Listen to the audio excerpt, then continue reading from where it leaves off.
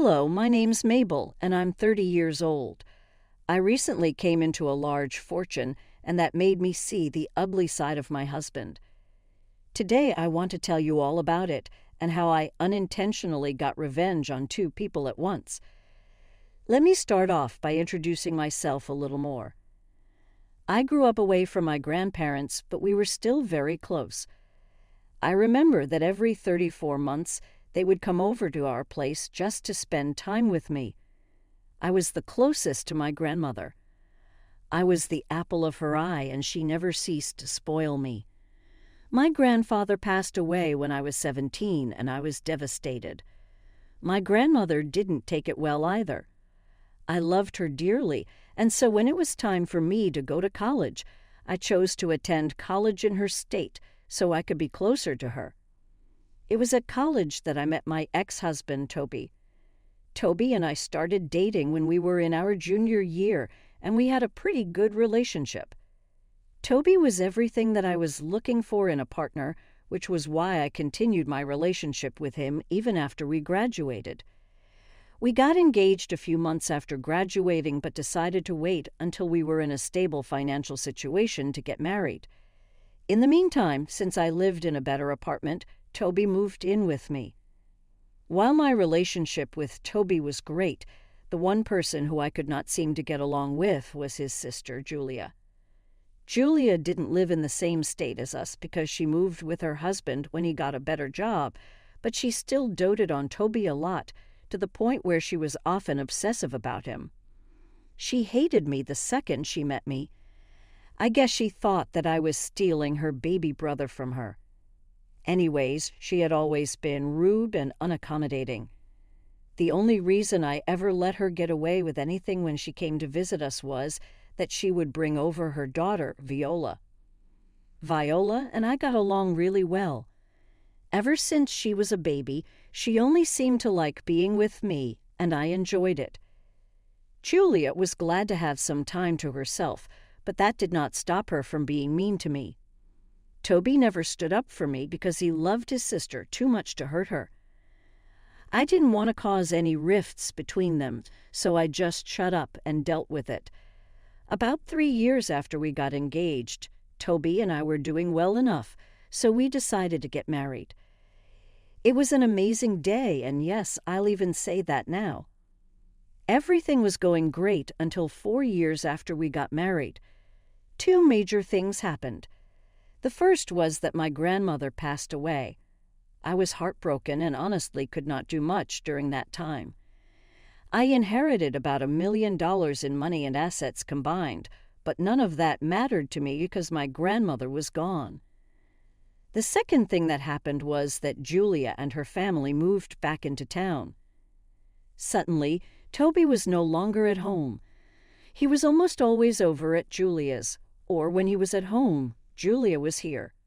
Once again, the only thing keeping me sane was the fact that I got to spend time with Viola. I was still grieving the loss of my grandmother, and Toby was barely there. I tried to talk to him about it, but he didn't seem to care. Until one day he came back home directly after work and was alone, a pretty rare occasion. "Hey, sweetie, how was your day?" It was pretty good. "What about you?" "Oh, same old. I went to meet Julia and we got to talking. You seem to be visiting Julia a lot, you know." "We're really close. I miss her, and I guess I just feel better when I'm around her." "Anyways, do you not want to know what we talked about?" "Yeah, sure, tell me." "Well, I was telling her that we were planning on buying a house. I'm going to cut you off right there. I never agreed to that. Just listen to me. Julia asked me how I had the funds for it, and I told her all about your inheritance, and she suggested that it would actually be a great investment for us to make." "And why is that?" "I mean, you have more than enough money to almost fully purchase a house. I really think that we should invest in it. We'll be well settled for the rest of our lives. But I want to invest my money in some better place. What's better than securing a house for ourselves? I can think of several better things that can at least be put to use for our future." I don't want to spend all my money on one thing, It's like you're trying to tell me that your money is yours and not mine to begin with. Well, it kind of is. I get to decide what I want to do with it, and you have no say in it. Look, you either invest your money in something for the both of us, or I'm leaving. Where would you leave? You're literally begging me to buy a house with my money for your future. If you choose to leave, that's going to be your loss. Oh, so you're okay with me leaving you all because you want to keep your money to yourself? Don't try and act as if that was what I was saying, Toby. You're the one threatening to leave me if I don't spend on you. You're the one who brought it up. Yes, because I thought you loved me and you wanted to spend your future with me. Forgive me for looking out for us. You're really bad at whatever you're trying to do here. I'm keeping my money and I get to decide where and how I spend it. Fine, but could you at least think about spending it on a house for us? Sure.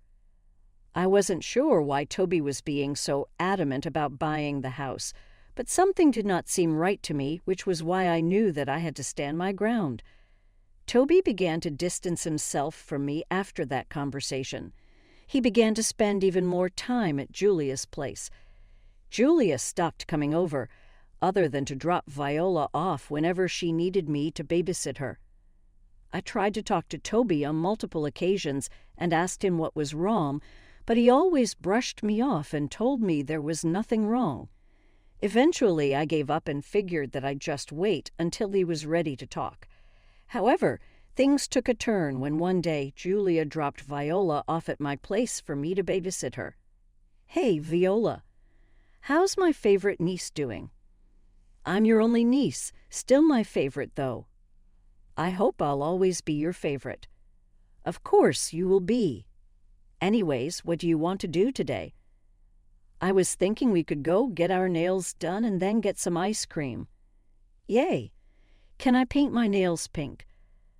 Of course you can. And can I get strawberry ice cream? Why can't you? We'll get you everything you want. I only have one niece, and if I don't spoil her, would I really be her aunt? You know you're my favorite aunt. I really will miss you. Miss me? Sweetie, what do you mean? I'm not going anywhere. Well, it's just that. What is it? You can tell me anything. I swear I won't tell anyone else a word. Okay, well, I heard Mommy and Uncle talking the other day. Uncle as in Uncle Toby, yeah. Mommy said she's going to help Uncle with getting some cases. Case? What are you talking about? They kept talking about some cases that would give them some money, and then she told her uncle that he would have a nice big house after he left you. What? Oh my God. Sweetie, when did you hear about this? Well, I heard about this like 2 days ago. Are you sure you heard correctly? Yes, I'm sure that I heard correctly. As soon as Mommy saw that I was listening to them, she yelled at me to go to my room. She also told me not to tell you anything about her talk with her uncle, but I only told you because you're my favorite aunt. Thank you so much, sweetie. Now enough of this. Let's go out and have a fun day. I tried my best to go about the rest of the day as if I didn't hear what Viola told me. I could tell that she felt bad for telling me, but I let her know that she did nothing wrong. I spoiled her in the same way that I always did, and when it came time to go back home, I made her promise me that she wouldn't tell her mom or Toby what she told me. Viola promised not to say a word and hugged me goodbye. After Julia picked her up from my place, I felt panic rising in my chest. I knew something was wrong with Toby, but for him to try and trick me into spending my money on him was a new low. It was something I would have never expected from him. So I did the only thing I could think of and called Toby's father, Edgar, who was a lawyer. Now, I didn't know why I called him, considering he could have been in on Toby and Julia's plan. But I had a feeling in my gut that he was a good man. Besides, he never failed to treat me like a princess when I was over at his place, and always put Julia in her place whenever she tried to bully me. Edgar picked up the call in the same merry way he always did. "Hello, darling. To what do I owe this phone call?" "Hi, Edgar. How are you?" "Oh, I'm doing quite well. What about you?" I actually don't know. I called because I need your help." "My help? What could I help you with? Isn't Toby around?" "He is, but he kind of is the problem." "Oh no. I always told that boy to treat you right because it's really hard to come by women as amazing as you." "Thank you, Edgar. You may be the only one in your family that thinks of me as amazing." "What are you talking about?" "Well, I was babysitting Viola the other day, and she told me that Toby and Julia were planning something against me." "Against you? What do you mean?" "Well, she didn't know the specifics, but there is a case involved. Apparently, they plan on taking money from me." "What in God's name are you telling me?" "I also don't know what's going on. I'm worried, and I figured I'd come to you for help, considering you're a lawyer. You did a great job of coming to me. Now tell me, do you believe Viola?" "I do, and only because in the past few months, Toby has begun to draw away from me. I tried to talk to him about it, but he never took me seriously." "All right. And why do you think Julia is involved?" "Well, ever since she moved back, they began to spend a lot of time together." "And yeah, I get it. They were living far apart for years before, and it made sense. But then, in the past few months, he was going over to her house for hours every single day. That's a little weird. Did something happen a few months ago that triggered Toby's weird reaction?" I got my grandmother's inheritance because she passed away. It was quite a large amount of money. Toby wanted to use it to buy a house, but I was a little hesitant about it. After that, he's been weird, right?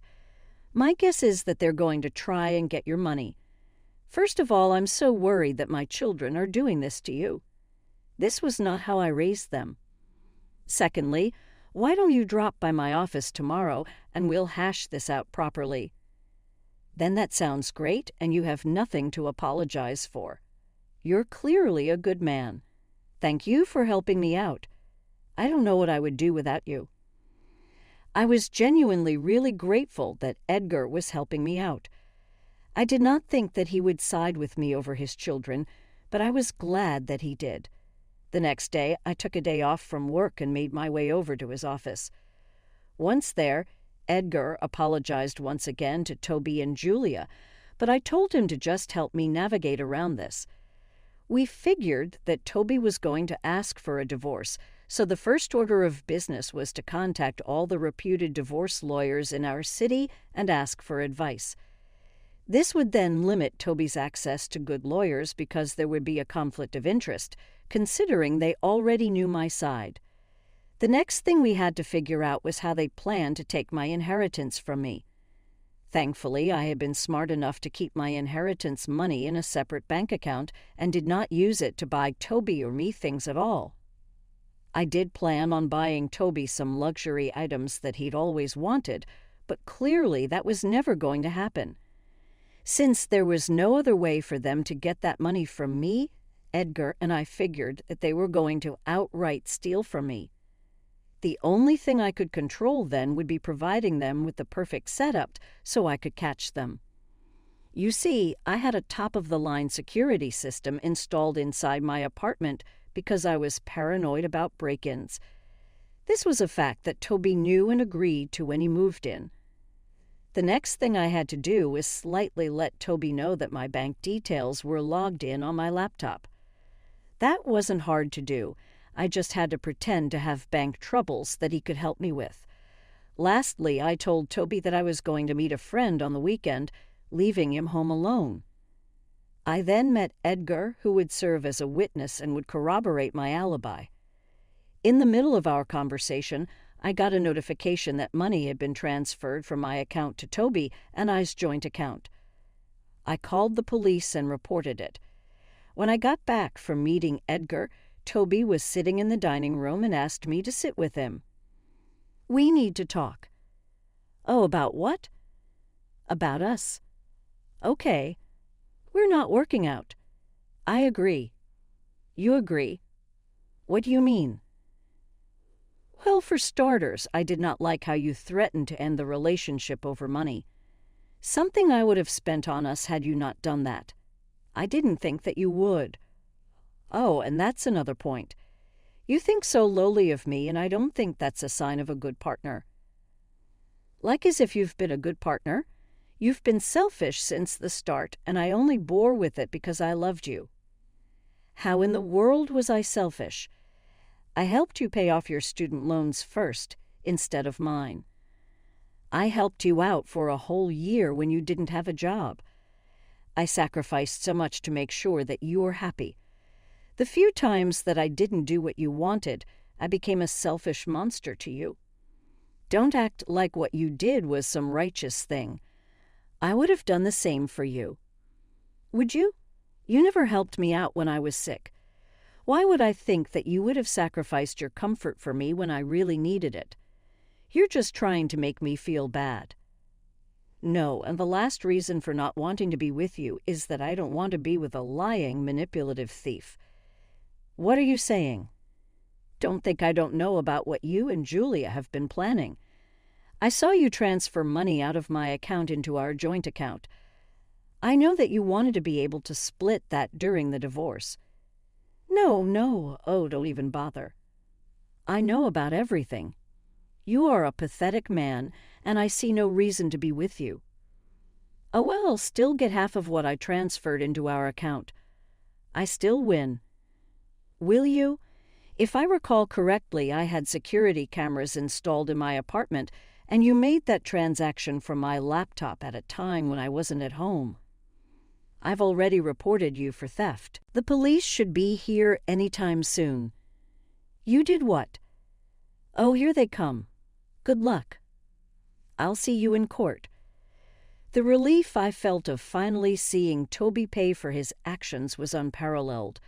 The following weeks were a nightmare of courtroom sessions and evidence viewing. Along with the charges of theft against him, I also filed for a divorce. Edgar was my lawyer and fought long and hard to ensure that Toby paid properly for his crime. Edgar won the case for me, and Toby was sentenced to 2 years in jail and was also fined an additional $30,000. Nothing was sweeter than the taste of revenge. Just as Edgar and I were celebrating our victory, Julia came up to us. Julia had conveniently been absent during all the previous trials and only chose to show up on the day of the verdict. That in itself spoke volumes about her. But when she approached us, she looked angry and pointed her finger at Edgar. Dad, you were helping this witch. Give me one good reason why I shouldn't have helped Toby. I don't know, because she literally put your brother in jail and he deserved his sentence. That will make him think twice before trying to steal from someone again. How could you do that to your own son? No, Julia. How could you do that to your own brother? Don't think I did not see the real reason behind your plan. You were going to help Toby get the money so you could also reap the benefits of it. I was trying to give him a break from this jerk here. You have no idea how toxic she is for him. I don't think she was the toxic one, Julia. You were a bad influence on him, and he was stupid enough to fall for your little game. He's getting the punishment he deserves, and maybe now he'll think twice before ever listening to you. You know you're going to lose him this way. He will never talk to you. Good, because I have no children as far as I'm concerned. Don't be so dramatic. I'll be here. But I'm not happy with the way you treated my baby brother. As far as I'm concerned, neither you nor your brother are my children, because I know for a fact that this is not how I raised my kids.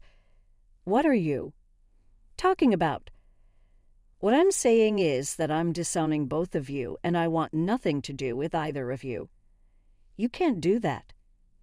I actually can, and I'm going to do just that. This is all Mabel's fault.